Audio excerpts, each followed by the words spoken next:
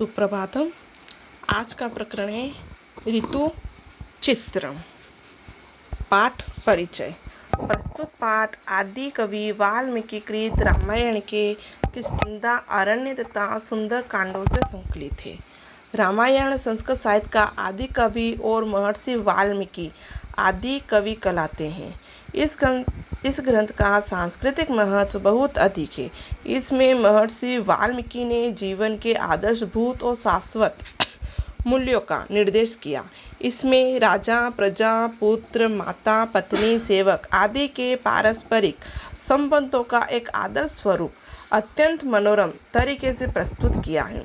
यह कहे तो अतिशयोक्ति नहीं होगी कि रामायण की रचना का एकमात्र उद्देश्य आदर्श महामानव के चरित्र की स्थापना था।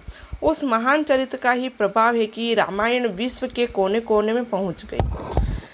रामायण में यद्यपि संस्कृत कविता का भाव पक्ष अधिक प्रबल है, तथापि उसमें लोक जीवन के विविध पक्ष उपेक्षित नहीं है। इस महाकाव्य में वाल्मीकि का प्रकृति चित्रण अत्यंत मनोरम एवं हृदय आकर्षी। इस पाठ में कुल 11 श्लोक हैं, जो श्लोक किष्किंधा अरण्य तथा सुंदरकांड से संकलित है। प्रथम 3 श्लोकों में वसंत ऋतु का चित्रण है, अगले 3 श्लोकों में वर्षा ऋतु का वर्णन है तथा 7 और 8 में शरद ऋतु का वर्णन है। ये 8 श्लोक किष्किंधा कांड से लिए गए हैं। श्लोक संख्या 9-10 में क्रमशः हेमंत और शिशिर ऋतुओं का वर्णन है, जो आरण्य कांड से संकलित है। एकमात्र 11वां श्लोक सुंदरकांड से संकलित है, जिसमें किसी ऋतु का वर्णन न होकर चंद्र उदय के लिए समर्पित है। तो ऋतु वर्णन के लिए सबसे पहले प्रथम जो 3 श्लोक है वसंत ऋतु का वर्णन इसमें दर्शाया गया है। तो ये श्लोक क्या कहता है? सुखा नीलो अयम सौमित्रे कालः प्रचुर मनमथः गंधवान सुरभिर्मासो जात पुष्प फल द्रुमः। सौमित्रे का अर्थ होता है लक्ष्मण को ही सौमित्र नंदन कहा गया है। अयम यह सुखा नीलो सुख देने वाली वायु, प्रचुर अत्यधिक, मनमंथः मन का मंथन करने के कारण मन उत्तेजक है। काल समय, सुरभि मास चैत्र का महीना, वसंत का मौसम, गंधवान सुगंध से युक्त, अस्ति है, जात पुष्प फल द्रुम फल फूल से लदे हुए पेड़। तो क्या कहता है कि हे लक्ष्मण, यह सुखदायी पवन का मन का मंथन करने के कारण अत्यधिक काम भावना को उत्तेजित करने वाली है। इस समय चैत्र का महीना और वसंत काल सुगंधि से संपन्न है। वृक्ष उत्पन्न पुष्प और फल से युक्त हैं।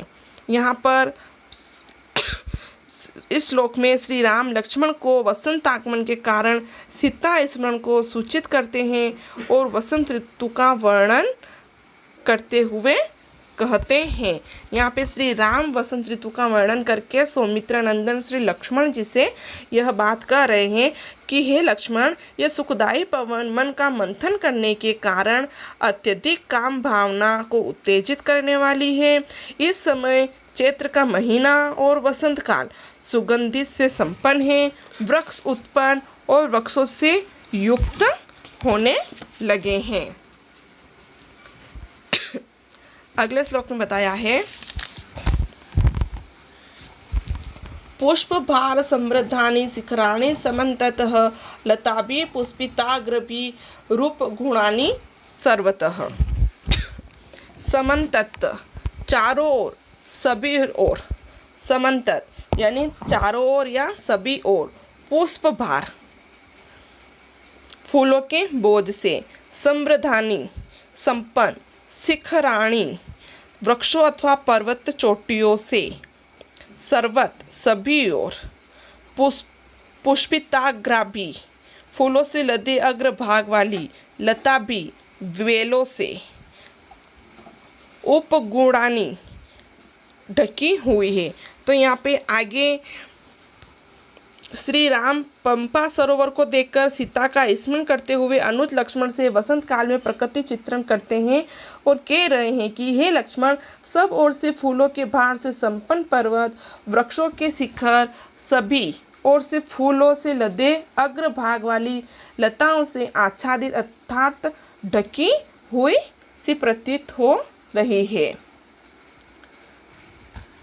पतिते मानश्च पादप स्थेश्च मारुतः कुसुमे पश्य सौमित्रे किरणनीव समन्ततः।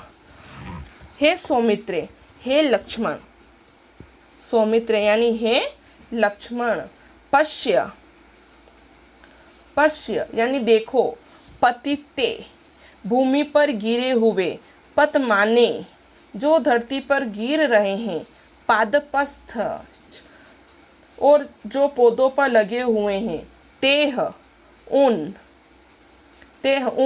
कुसुमे फूलों से, मारुतः वायु, समन्तत सभी ओर से, क्रीड़न इव खेलता सा ज्ञात होता है। तो क्या कह रहे हैं यहाँ पे श्री राम लक्ष्मण से कि हे लक्ष्मण, देखो भूमि पर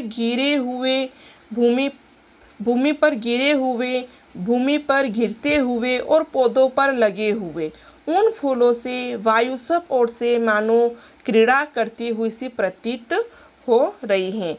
यहाँ इस प्रसंग में भी पंपा सरोवर स्थित पेड़ पौधों का सौंदर्य देखकर उनका वर्णन किया जा रहा है। अगले श्लोक में क्वचित प्रकाशम नभः प्रकीर्ण अंबुधरम विभाति क्वचित पर्वत सनिरुद्धम रूपम यथा शांत महावर्णवस्य। हे सौमित्रे, हे लक्ष्मण, नभः आकाश, आसमान, गगन, प्रकीर्ण अंबुधर बिखरे हुए बादलों वाला, क्वचित प्रकाश कहीं प्रकाश है, क्वचित अप्रकाश और कहीं प्रकाश का अभाव है, विभाति शोभा दे रहा है, यथा जिस प्रकार से, शांत लहरों के न होने के कारण साथ, महावर्णस्य सागर का, क्वचित कहीं कहीं पर, पर्वतों से। तो यहाँ पर इस श्लोक में माल्यवान पर्वत के पिछले भाग में निवास करते हुए श्री राम अपने अनुज लक्ष्मण से वर्षा ऋतु के आगमन का वर्णन करते हैं। सीता के विरह में राम का मन व्याकुल होता है, अतः वे प्राकृतिक सौंदर्य का वर्णन करते हैं और कहते हैं कि हे लक्ष्मण, आकाश बिखरे हुए बादलों वाला है, जिसमें कहीं पर प्रकाश और कहीं पर प्रकाश का अभाव शोभा देता है। जिस प्रकार लहरों के न होने से शांत सागर का दृश्य कहीं कहीं पर्वतों से भली प्रकार ढका हुआ सा प्रतीत हो रहा है, अर्थात शोभा दे रहा है। समुद्र हंत सलीला अति भारम बलाकिनो वारिधरानंदतः मत्सो श्रृंगेषु महीधराणा विश्रम पुनः प्रयान्ति। बालकिनो, बगुलों, बालकिनों का अर्थ होता है बगुलों की पंक्तियों से सुशोभित, वारिधरा बादल, सलीला अति भारम जल के अधिक भार को, समुद्र वहंत अच्छी तरह से ढके हुए, नंदत गरजते हुए, महीधराणा पर्वतों की, महत्सु श्रृंगेषु विशाल व उच्च शिखरों पर। यह इस श्लोक में श्री राम माल्यवान पर्वत के पृष्ठभाग में रहते हुए लक्ष्मण से वर्षा ऋतु के आगमन का वर्णन करते हैं।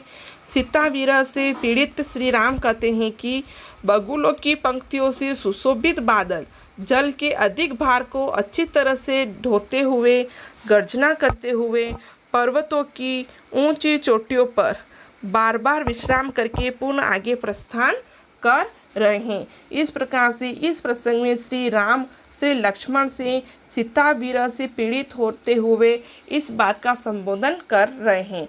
अगले श्लोक अंतिम क्लास में पढ़ेंगे। धन्यवाद।